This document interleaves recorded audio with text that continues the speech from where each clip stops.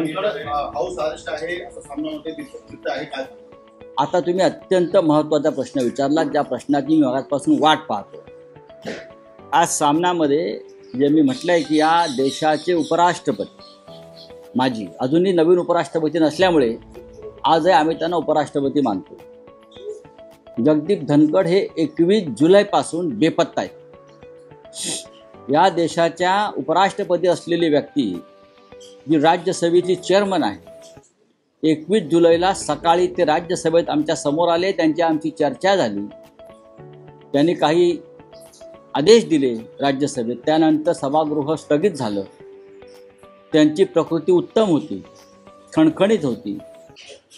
ते काही काळ चिडले असतील, हसेविनोद केले असतील. त्याने आमच्याशी संवाद साधला आणि संध्याकाळी 6 नंतर अचानक वृत्तवाहिन्यांवर बातमी झळकली की जगदीप धनखड यांनी प्रकृतीच्या कारणास्तव उपराष्ट्रपती पदाचा राजीनामा दिला. हे अत्यंत आमच्यासाठी धक्कादायक आहे.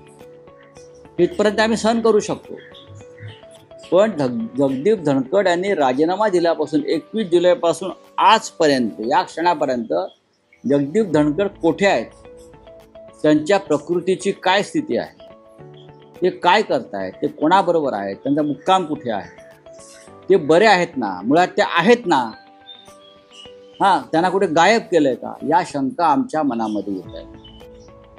जगदीप धनखड कहाँ गए, किसी को पता नहीं, उनका क्या हो गया, कोणी सांगू शकत नाही.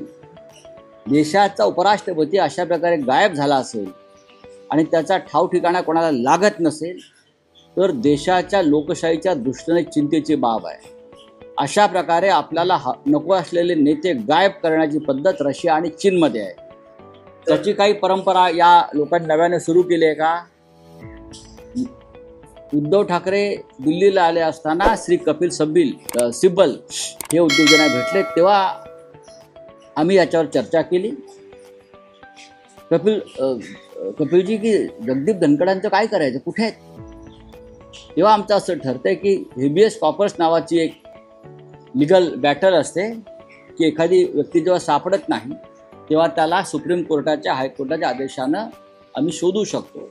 कदाचित आम्ही अशा प्रकारचे पिटिशन करू शकतो. नवीन घडामोडी पाहण्यासाठी आजच आम्ही मुंबईकर 24 तासला लाईक करा, सबस्क्राईब करा आणि अपडेट रहा.